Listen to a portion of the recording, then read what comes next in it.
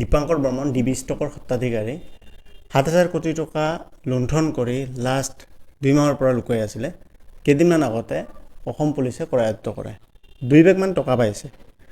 মোৰ দিমাগত এটাই প্ৰশ্ন আজিৰ দিনত ক্লিক কৰি আছে যে যিখিনি মানুহে ইনভেষ্ট কৰিছে সেই টকাখিনি যিখিনি পাইছে সেই টকাখিনিতো নহয় কমপ্লিটলি। তাতে কিমান হ'ব? ১ কৰোৰ ১.৫ কৰোৰ টকামান হ'ব, তাত বেছি নহয়। যিখিনি মানুহে ইনভেষ্ট কৰিছে সেই টকাখিনি ৰিটাৰ্ণ পাব নে নাই, সেইখিনি টকা কোনে দিব?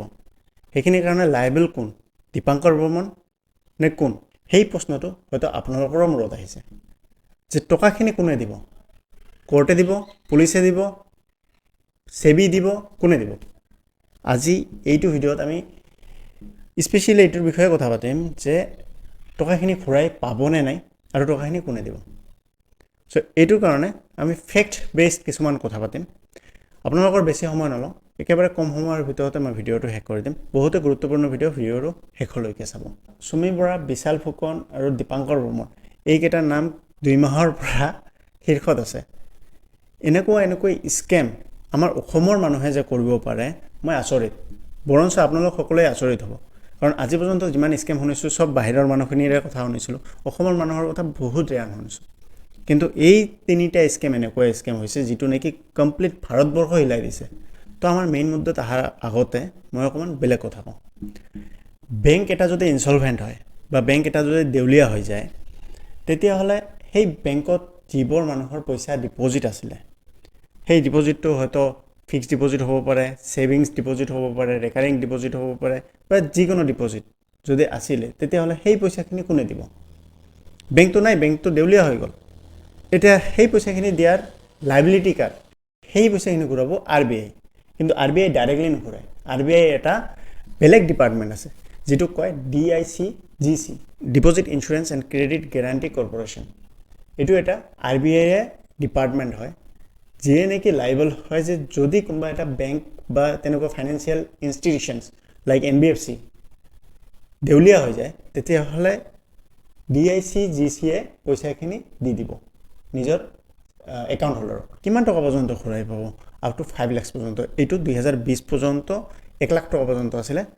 ফেব্ৰুৱাৰী 2020ৰ পৰা এইটো বঢ়াই লৈ 5 লাখ পৰ্যন্ত কৰিছে। তাৰমানে যদি কাৰোবাৰ 20 লাখ টকাও ডিপজিট আছে, ৰেকাৰিং ডিপজিট হওক, ফিক্সড ডিপজিট হওক, তথাপিও 5 লাখ টকাহে মেক্সিমাম পাব, তাৰ ওপৰত নাপায়। যদি কোনোবাৰ 3 লাখ টকা আছে, তেতিয়াহ'লে 3 লাখ টকাই পাব। ঠিক তেনেদৰে যদি কোনোবা ইঞ্চুৰেঞ্চ কোম্পানীত এনেকুৱা হৈ যায়, ইনচলভেণ্ট হৈ যায়, IRDA আছে, IRDA কমপ্লিট লাইবিলিটি লয় যে তেখেতৰ যিমানবোৰ ইনচিয়ৰ্ড পাৰ্চন আছে বা পলিচি হোল্ডাৰ আছে, সেই পলিচি হোল্ডাৰৰ পইচাখিনি যাতে ডুবি নাযায়। সেইটোৰ কাৰণে ইঞ্চুৰেঞ্চ ছেক্টৰৰ অকণমান বেলেগ হৈ যায় ছিষ্টেমটো। কেতিয়াবা মাৰ্জ কৰি দিয়ে, কেতিয়াবা একুৱায়াৰ কৰি দিয়ে। একুৱায়াৰ মানে কমপ্লিট ষ্টেকটো লৈ লয়, বেলেগ এটা কোম্পানীয়ে কমপ্লিট ষ্টেকটো লৈ লয়। আপোনালোক হয়তো শুনিছে যিটো নেকি আপোনাৰ IDBI লাইফ ইঞ্চুৰেঞ্চ আছিলে, IDBI লাইফ ইঞ্চুৰেঞ্চটো কোনে লৈছে? ফেডাৰেল লাইফ ইঞ্চুৰেঞ্চে লৈছে।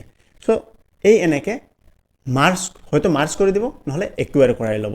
আৰু যদি তথাপিও কিবা বেলেগ অসুবিধা হয়, তেতিয়াহ'লেও পইচাখিনি আপোনাৰ কমপ্লিটলি ছেফ থাকে আৰু IRDA এই বস্তুখিনি ৰেছপনচিবিলিটি লৈ লয়।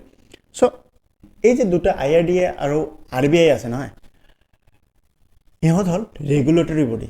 RBIৰ আণ্ডাৰত যিমানবোৰ বেংকিং ছেক্টৰছ আছে, চব বেংকিং ছেক্টৰখিনিৰ দায়িত্বখিনি RBIয়ে লয়। তাৰমানে যদি কিবা অসুবিধা হয়, তেতিয়াহ'লে RBIয়ে চাব। ঠিক তেনেকৈ ষ্টক মাৰ্কেট, মিউচুৱেল ফাণ্ডৰ ক্ষেত্ৰত যদি তেনেকুৱা কিবা হয়, তেতিয়াহ'লে সেবিয়ে চাব। ইঞ্চুৰেঞ্চৰ ক্ষেত্ৰত যদি কিবা হয়, তেতিয়াহ'লে IRDAয়ে চাব। কিন্তু এই যে ধৰক বিশাল ফুকন, দীপাংকৰ বৰ্মন যে আছে নহয়, ইহঁতক কোনে ৰেগুলেট কৰে? কোনেও ৰেগুলেট নকৰে। ইহঁতৰ ৰিস্কখিনি কোনে ল'ব? কোনেও নলয়। গতিকে আপোনাৰ পইচা পোৱাৰ চান্সখিনি একেবাৰে জিৰ'। এইটো এনেকুৱা এটা কথা হ'ল যে বাচ্চাক চকলেট দিছে আৰু চকলেটটো সেই বাচ্চাৰ পৰা আৰু ৰিটাৰ্ণ ল'ব। পইচা আপুনি দিছে, আপোনাৰ পইচা ৰিটাৰ্ণ পোৱাৰ চান্স একেবাৰে কম। চাব আপুনি হিষ্ট্ৰী ওলাই বহুত ধৰণৰ স্কেম হৈছিলে, সেই স্কেমৰ টকা আজি পৰ্যন্ত কোনো নাপালে। গতিকে আপোনালোকৰ চান্সটো ক'ৰ পৰা আহিব যে এনেকুৱা স্কেমৰ পৰা পইচাখিনি ৰিটাৰ্ণ পাব? এতিয়া এইবোৰ কেছ হৈছে চিভিল কেছ। যদি জাজমেণ্ট কিবা আহে, তেতিয়াহ'লে আমি এইটো ক'ব নোৱাৰিম। মহামান্য আদালতে কি কয় সেইটো কমপ্লিটলি বেলেগ এটা চেপ্টাৰ হয়, এইটোত আমি কোনো ধৰণৰ ৰিমাৰ্ক দিব নোৱাৰিম। তো আই হোপ আপোনালোক বস্তুখিনি বুজি পাইছে যে পইচাখিনি যিখিনি দিছে আপুনি ভাবি লওক যে এইটো গ'লে আৰু এইটো পোৱাৰ চান্স একেবাৰে কম। যদি পায় তেতিয়াহ'লে well and good. I hope আপোনালোকৰ প্ৰশ্নৰ উত্তৰখিনি পাই গ'লে। এইখিনি আছিল আজিৰ ভিডিঅ', লগ পাম নেক্সট ভিডিঅ'ত।